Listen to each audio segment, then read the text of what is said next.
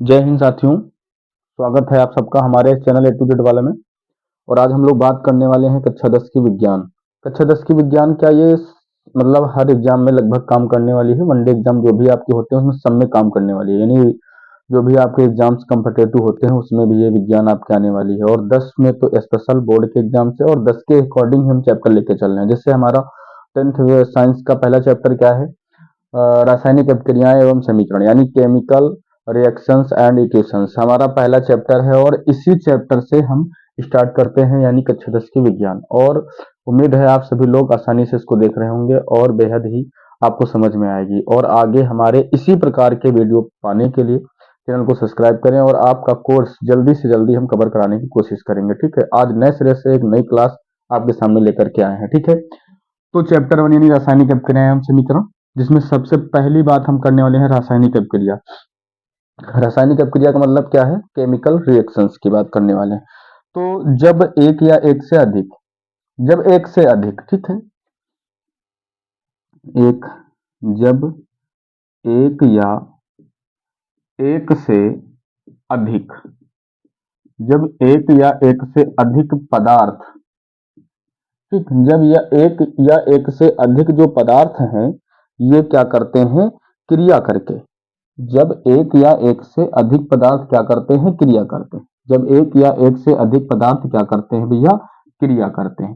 तो क्रिया करके, क्रिया करके नए नए गुण धर्मों वाले, नए गुण धर्मों वाले, नए गुण धर्मों वाले नए पदार्थों का, नए पदार्थों का क्या करते हैं, नए पदार्थों का निर्माण करते हैं, निर्माण करते हैं।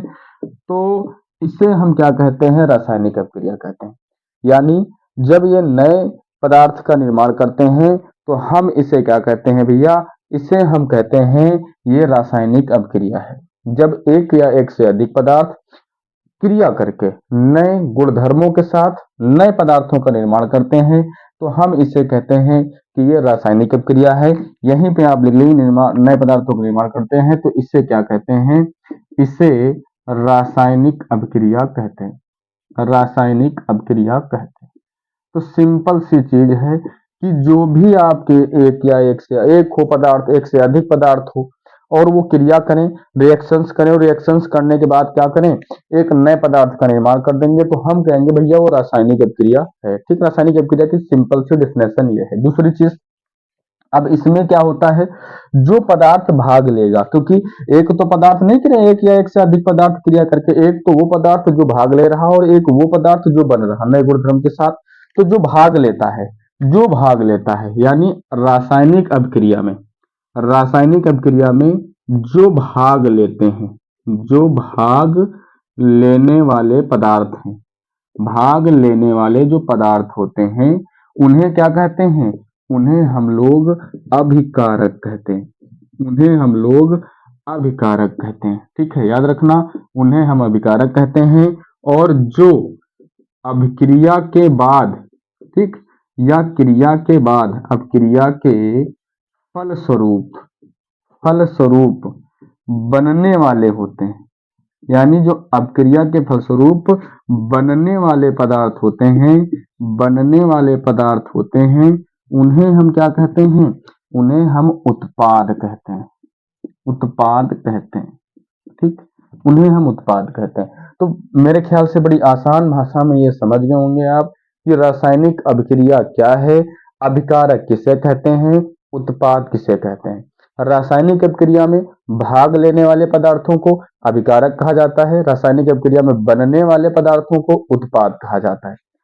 अब रासायनिक अभिक्रिया जब होती है तो कुछ चेंजेस आ जाता है, कुछ चेंजेस आ जाता है। कैसा चेंजेस हो जाता है, पहला तो वो क्या हो सकता है, जो परिवर्तन होते हैं, यहां आप लिख सकते हैं रासायनिक अभिक्रिया के दौरान होने वाले परिवर्तन। तो हम सीधा सा लिख रहे हैं परिवर्तन, आप लिख लेना रासायनिक अभिक्रिया के दौरान होने वाले परिवर्तन। ठीक है, आप लिख लेना। तो सबसे पहला तो हो सकता है अवस्था में परिवर्तन हो, किसमें हो, अवस्था में, अवस्था में परिवर्तन हो सकता है। यानी अवस्था में परिवर्तन का मतलब, अगर वो जो है ठोस है तो ठोस है तो वो द्रव हो सकता है, द्रव है तो वो गैस हो सकता है, इसको हम कहते हैं अवस्था में परिवर्तन। और दूसरी बात, वो रंग में परिवर्तन हो सकता है। किसमें? रंग में परिवर्तन हो सकता है। क्या रंग में परिवर्तन हो सकता है? हो सकता है वो चीज काली हो, नीली हो जाए, पीली हो, हरी हो जाए। मतलब कुल मिला के आप ये कह सकते हो कि एक रंग से दूसरा रंग हो जाता। मान के चलो आम कच्चा था, हरा था, आम पक गया पीला, तो क्या हुआ? वहां पे रासायनिक अभिक्रिया हुई है। रासायनिक अभिक्रिया में रंग में परिवर्तन होता है। ठीक है। नंबर 3 ताप में परिवर्तन।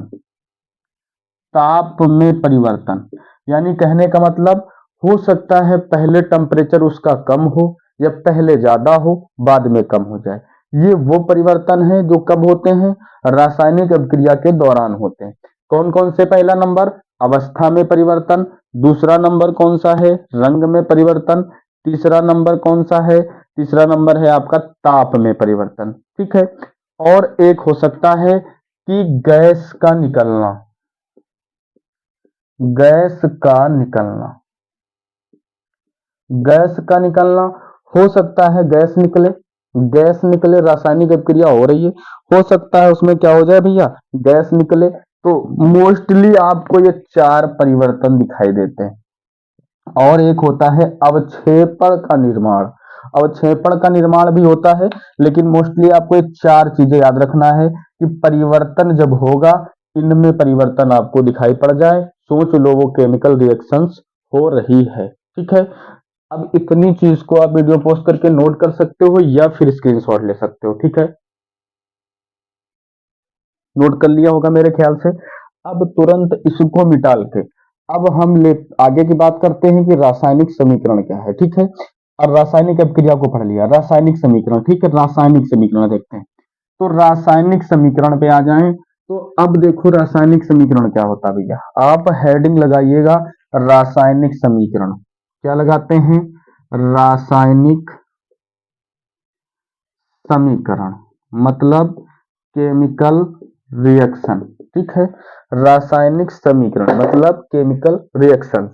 अब रासायनिक समीकरण आप किसे कहेंगे? किसी रासायनिक अभिक्रिया में, रासायनिक समीकरण किसे कहेंगे? किसी रासायनिक रासायनिक अभिक्रिया में, वो भी रासायनिक अभिक्रिया है, तो किसी रासायनिक अभिक्रिया में जो भी अभिकारक होते हैं, यानी किसी रासायनिक अभिक्रिया में अभिकारक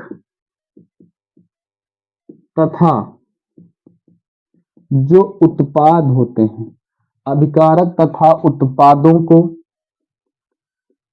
मानक, मानक का मतलब जो मान्य है, यानी जो मानक होते हैं, उन मानक प्रतीक, किसी रासायनिक अभिक्रिया में अभिकारक तथा उत्पादों को मानक प्रतीक चिन्हों द्वारा।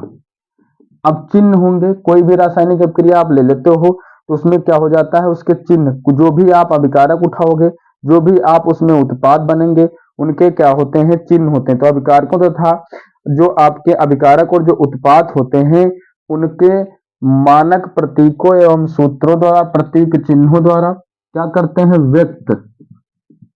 व्यक्त करने को व्यक्त करने को रासायनिक समीकरण कहते हैं। रासायनिक समीकरण कहते हैं। यानी एक रासायनिक अभिक्रिया हुई और उस रासायनिक अभिक्रिया में जो आपने अभिकारक भाग लिए, जो उत्पाद भाग लिए, उत्पादों को मानक प्रतीक चिन्हों द्वारा, मानक प्रतीक चिन्हों या यहीं पे ये भी लिख सकते हो तथा सूत्रों, सूत्र भी तो होते, मानक प्रतीक चिन्हों और सूत्रों द्वारा क्या करें? उनको व्यक्त कर दें, उनको लिख दें। तो उसे हम क्या कहेंगे? उसे हम कहेंगे कि भैया ये रासायनिक समीकरण है। अब जैसे आपके सामने उदाहरण भी ले लेते हैं, जैसे जैसे मैग्नीशियम है। ठीक, मैग्नीशियम, मैग्नीशियम को क्या कर रहे हैं हम लोग? मैग्नीशियम को ऑक्सीजन की ऊपर, आज मैग्नीशियम को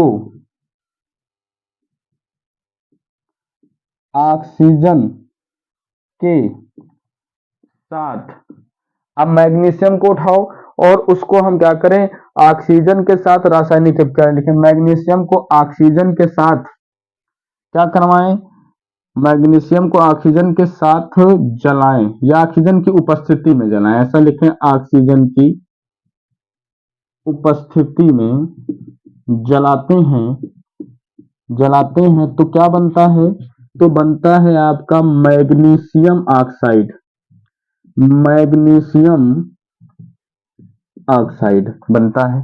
अब इस रिएक्शन को, इस पूरी की पूरी अभिक्रिया को क्या करें हम लिख दें एक, मैग्नीशियम को कहाँ से लिखते हैं, मैग्नीशियम का प्रतीक चिन्ह Mg हो गया कि नहीं हो गया। ऑक्सीजन वायु की उपस्थिति में आग लगा दी गई और जब आग लगाई गई तो क्या बना, मैग्नीशियम ऑक्साइड बना, यानी MgO2 बना। अब जब MgO2 बना, आपने देखा कि MgO बना, मैग्नीशियम, अब यहाँ पे 2 लेना पड़ा, यहाँ रासायनिक अभिक्रिया संतुलित, तभी आपको बताते हैं आगे क्या होता है। तो ये जो हमने रिएक्शंस दिखाई, ये जो हमने प्रतीक चिन्हों के साथ इसको लिखा, इन्हीं प्रतीक चिन्हों के साथ लिखने की क्रिया को हम क्या कहते हैं, इसी को हम कहते हैं भैया, ये है हमारा रासायनिक समीकरण। दूसरी चीज, जो ये भाग ले रहे हैं ना, ये जो Mg और O2 जो भाग ले रहा ना, इसको हम कहते हैं भैया अभिकारक है, रिएक्टेंट बोलते हैं। और MgO जो बना ना, इसको हम कहते हैं उत्पाद, प्रोडक्ट बोलते हैं, उत्पाद, उत्पाद। ठीक, तो आपको याद रखना है कि जो भी भाग ले रहे हैं, ये भाग ले रहे हैं, ये अभिकारक जो बन रहा वो उत्पाद, और अभिकारक तथा उत्पादों को प्रमाणित या मानक प्रतीक चिन्हों या सूत्रों द्वारा निरूपित कर देना, लिख देना, क्या कहलाता है, रासायनिक समीकरण। तो मेरे ख्याल से बड़ी आसान भाषा में आप समझ गए होंगे कि भैया रासायनिक समीकरण क्या है, रासायनिक अभिक्रिया क्या है, अभिकारक क्या है, उत्पाद क्या है। मेरे हिसाब से बताने की दोबारा आवश्यकता नहीं होगी। अब आगे की बात करते हैं, पहले इस चीज को आप नोट कर लीजिए या फिर स्क्रीनशॉट ले लीजिए। ठीक, अब आप इसको नोट कर चुके हैं या लिख चुके हैं।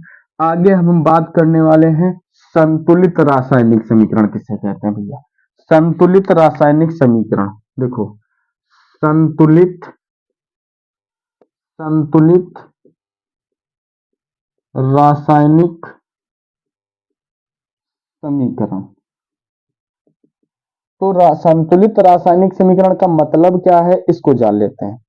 देखो, वह रासायनिक समीकरण, देखो लिख लेते हैं, वह रासायनिक समीकरण, वह रासायनिक समीकरण जिसके दोनों ओर, दोनों ओर का मतलब तीर का जो निशान होता है उसके इस तरफ और जो तीर का निशान है उसके उस तरफ, यानी वह रासायनिक समीकरण जिसके दोनों ओर क्या होना चाहिए, जिसके दोनों ओर क्या होना चाहिए, जो परमाणु है ना दोनों, अब एक तीर का निशान लगाते हैं इस तरफ और इस तरफ, तो वह रासायनिक समीकरण जिसके दोनों ओर क्या होना चाहिए, परमाणुओं की संख्या, दोनों ओर परमाणुओं की संख्या, परमाणुओं की संख्या समान हो, समान हो, तो क्या कहलाएगा, संतुलित रासायनिक समीकरण, संतुलित रासायनिक समीकरण कहलाता है, संतुलित रासायनिक समीकरण कहलाता है। सबसे आसान भाषा में लिखी जाने वाली परिभाषा, संतुलित रासायनिक समीकरण किसे कहेंगे, तो ऐसा समीकरण जिसके दोनों ओर, यानी दाएं तरफ और बाएं तरफ, तीर के इस तरफ और तीर के उस तरफ, दोनों तरफ क्या होना चाहिए, दोनों तरफ जो भी परमाणु लिए जा रहे हैं, जो भी आप एटम्स उठा रहे हैं, उनकी संख्या इक्वल होनी चाहिए। ठीक है, तो उससे हम क्या कहेंगे, बैलेंस्ड केमिकल रिएक्शन, यानी बैलेंस्ड केमिकल रिएक्शंस कहा जाएगा संतुलित रासायनिक समीकरण। जैसे अभी हमने आपको दिखाया था कि Mg plus O2 is equal to MgO बनता है। काउंट करो, Mg इधर एक था, Mg इधर एक था, O2 O2 थे, O इधर एक था, तो ये संतुलित नहीं है। अब संतुलित हमने लिखा भी था 2 यहां लगाया था, 2 यहां लगाया था। आगे कैसे बैलेंस करते हैं उसकी चर्चा भी हम करने वाले हैं। तो अभी ये संतुलित रासायनिक समीकरण आपका हो चुका है। ठीक, संतुलित रासायनिक समीकरण आपका हो चुका है। Any problem? आपको प्रॉब्लम लगे तुरंत कमेंट बॉक्स में जरूर बताएं। ठीक है, इसको फटाफट आप नोट कर लीजिए। ठीक है, तो अब ऐसी समीकरण जिसमें दोनों तरफ बैलेंस नहीं होगा, यानी एटम्स इक्वल नहीं होंगे, उससे क्या कहेंगे? उसे अनबैलेंस्ड, यानी अगर परमाणुओं की संख्या समान नहीं है, देखो ये चीज लिख लीजिएगा, यदि परमाणुओं की संख्या समान नहीं है दोनों तरफ, तो उसे हम कहेंगे असंतुलित, असंतुलित रासायनिक समीकरण, असंतुलित रासायनिक समीकरण, तो उसे हम कहेंगे असंतुलित रासायनिक समीकरण। और असंतुलित रासायनिक समीकरण का एक और नाम है, इसे कंकाली, कंकाली समीकरण भी कहते हैं, कंकाली रासायनिक समीकरण भी कहा जाता है। ठीक, कंकाली रासायनिक समीकरण भी कहते हैं, याद रहेगा। कंकाली रासायनिक समीकरण या फिर असंतुलित रासायनिक समीकरण किसे कहा जाएगा? जिसके दोनों तरफ, ऐसा समीकरण जिसके दोनों तरफ परमाणुओं की संख्या इक्वल न हो, समान न हो, उसे हम कहेंगे असंतुलित, या फिर हम कहेंगे ये क्या है हमारा, कंकाली रासायनिक समीकरण। ठीक है, तो ये हो गई आपकी संतुलित या असंतुलित। हाँ, इसको कैसे संतुलित करते हैं, कैसे संतुलित असंतुलित को संतुलित करते हैं, इसकी चर्चा हम करेंगे और थोड़ा सा आगे करेंगे। जब हम कुछ समीकरण लिख के करेंगे ना, तो वहां आपको इसका तरीका बताते हैं। फिलहाल के लिए संतुलित रासायनिक समीकरण, असंतुलित रासायनिक समीकरण, रासायनिक अपक्रिया, इन सारी चीजों के लिए इतना परफेक्ट है। बाकी चीजों को आपको नेक्स्ट वीडियो में लेके हम देते हैं, क्योंकि वीडियो ज्यादा लेंथी नहीं करना चाहते हैं। ओके, मिलते हैं फिर आपको नेक्स्ट वीडियो में। तब तक आप अपना और अपना ख्याल रखें, और हमारे वीडियो से, हमारे चैनल से जरूर जुड़े रहें, ताकि आपको पूरा सिलेबस हम कंप्लीट करके दे दें साइंस का। ओके, तब तक के लिए अपना ख्याल रखें। जय हिंद साथियों।